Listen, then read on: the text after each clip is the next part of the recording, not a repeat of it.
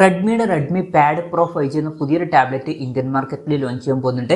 ഇത് 5G support ചെയ്യുന്ന ഒരു ടാബ്ലറ്റ് ആയിരിക്കും. ഈ ഒരു ടാബിന്റെ ഇന്ത്യയിലെ ലോഞ്ച് ഡേറ്റ് ഇപ്പോൾ ഒഫീഷ്യലായിട്ട് കൺഫേം ആയിട്ടുണ്ട്.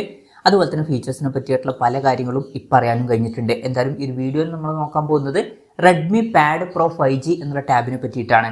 ആദ്യം നമ്മൾ ഫീച്ചേഴ്സും കാര്യങ്ങളൊക്കെ നോക്കുകയാണെന്നുണ്ടെങ്കിൽ ഡിസ്പ്ലേയുടെ കാര്യത്തിൽ ഈ ഒരു ടാബിൽ 12.1 ഇഞ്ചിന്റെ 2.5K ഡിസ്പ്ലേ വന്നേക്കാം. റെസൊല്യൂഷൻ വരിക 2560x1600 ആയിരിക്കും. പിന്നെ LCD പാനലുമായിട്ടായിരിക്കും ഈ ഒരു ടാബ്ലറ്റ് വരിക. ഈ ഒരു ടാബിൽ 120 ഹെർട്സിന്റെ റിഫ്രഷ് റേറ്റും കാര്യങ്ങളൊക്കെ സപ്പോർട്ട് ചെയ്യുന്നതായിരിക്കും. അതുപോലെ തന്നെ 180 ഹെർട്സിന്റെ ടച്ച് സാമ്പിളിംഗ് റേറ്റും ഇതിൽ വന്നേക്കാം. പിന്നെ ഡോൾബി വിഷന്റെ സപ്പോർട്ടും കാര്യങ്ങളൊക്കെ ഇതിൽ വരുന്നതായിരിക്കും. പീക്ക് ബ്രൈറ്റ്നസ് വരിക 600 നിറ്റ്സ് ആയിരിക്കും. ഈ ഒരു ടാബിന്റെ ഫ്രണ്ടിൽ ഗൊറില്ല ഗ്ലാസ് 3യുടെ പ്രൊട്ടക്ഷനും കാര്യങ്ങളൊക്കെ വന്നേക്കാം. അപ്പം അത്യാവശ്യം തിരക്കേടില്ലാത്ത ഡിസ്പ്ലേ ഫീച്ചേഴ്സും കാര്യങ്ങളൊക്കെ ഈ ടാബിൽ വന്നേക്കാം. പിന്നെ ടാബിന്റെ വെയിറ്റ് വരിക 566 ഗ്രാം ആയിരിക്കും. തിക്നെസ് വരിക 7.52 mm ആയിരിക്കും. പിന്നെ ഈ ഒരു ടാബിന്റെ ഒരു ഗ്രേ കളർ വേരിയന്റ് ലോഞ്ച് ചെയ്തേക്കാം. പ്രോസസറിന്റെ കാര്യം പറയുകയാണെന്നുണ്ടെങ്കിൽ സ്നാപ്ഡ്രാഗൺ 7S Gen 2 എന്ന പ്രോസസറുമായിട്ടായിരിക്കും ഈ ഒരു ടാബ്ലറ്റ് വരിക. ഇത് അത്യാവശ്യം തിരക്കേടില്ലാത്ത നല്ലൊരു പ്രോസസ്സറാണ്.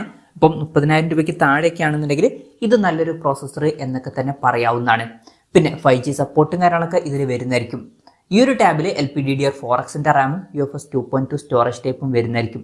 പിന്നെ മെമ്മറി എക്സ്പാൻഡ് ചെയ്യണമെന്നുണ്ടെങ്കിൽ മെമ്മറി കാർഡ് സ്ലോട്ടും കാര്യങ്ങളൊക്കെ ഈ ടാബിൽ വരുന്നതായിരിക്കും. IR ബ്ലാസ്റ്റർ എന്നുള്ള ഫീച്ചർ ഈ ടാബിൽ വന്നേക്കാം. അപ്പം ഈ ടാബ് റിമോട്ടൊക്കെ ആയിട്ട് യൂസ് ചെയ്യാൻ കഴിയുന്നതായിരിക്കും. പിന്നെ ക്വാഡ് സ്റ്റീരിയോ സ്പീക്കേഴ്സും കാര്യങ്ങളൊക്കെ വരുന്നതായിരിക്കും. അതുപോലെ തന്നെ ഡോൾബി അറ്റ്മോസിന്റെ സൗണ്ടും ഇതിൽ വരും. Android 14 ബേസ് ആയിട്ടുള്ള HyperOS സോഫ്റ്റ്വെയർ ആയിരിക്കും ഈ ടാബിൽ വരിക. ക്യാമറയുടെ കാര്യം പറയുകയാണെന്നുണ്ടെങ്കിൽ ടാബിന്റെ പിന്നിൽ സിംഗിൾ ക്യാമറ വരാനാണ് സാധ്യത. 8 മെഗാ പിക്സൽ ഒരു ക്യാമറ സെൻസർ വരുന്നതായിരിക്കും. പിന്നെ ഫ്രണ്ടിലും 8 മെഗാ പിക്സൽ സെൽഫി ക്യാമറ വന്നേക്കാം.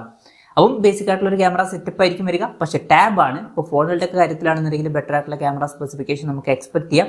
ടാബുകളുടെ കാര്യത്തിൽ ഈ ഒരു ക്യാമറ സ്പെസിഫിക്കേഷൻ ഒക്കെ ഓക്കെ ആണ് എന്ന് പറയാവുന്നതാണ്. ഇവൻ 30,000 രൂപ പ്രൈസ് റേഞ്ചിലാണ് എന്നുണ്ടെങ്കിലും. ഇനി ബാറ്ററിയുടെ കാര്യം പറയുകയാണെന്നുണ്ടെങ്കിൽ 10,000 mAh ബാറ്ററി ഈ ടാബിൽ വരുന്നതായിരിക്കും. അപ്പോൾ നല്ലൊരു ബാറ്ററി കപ്പാസിറ്റിയും കാര്യങ്ങളൊക്കെ ഈ ടാബിൽ വന്നേക്കാം. 33 വാട്ടിന്റെ ഫാസ്റ്റ് ചാർജ് സപ്പോർട്ടും വരുന്നതായിരിക്കും. പിന്നെ Type C ചാർജിംഗ് പോർട്ടും ഇതിൽ വന്നേക്കാം. അപ്പം അത്യാവശ്യം തിരക്കേടില്ലാത്തൊരു ബാറ്ററി സെറ്റപ്പും കാര്യങ്ങളൊക്കെ ഈ ടാബിൽ വരുന്നതായിരിക്കും. അപ്പം ഇതൊക്കെയാണ് ഫീച്ചേഴ്സിനെ പറ്റി പറയാനുള്ള കാര്യങ്ങൾ. ഇനി വിലയുടെ കാര്യം പറയുകയാണെന്നുണ്ടെങ്കിൽ ചൈനീസ് മാർക്കറ്റിൽ മുമ്പ് ഈ ടാബ്ലറ്റ് ലോഞ്ച് ചെയ്തിട്ടുണ്ടായിരുന്നു. ചൈനീസ് മാർക്കറ്റിൽ ഈ ടാബ് ഏകദേശം 23,000 രൂപ പ്രൈസ് റേഞ്ചിലായിട്ടാണ് ലോഞ്ച് ചെയ്തിട്ടുള്ളത്.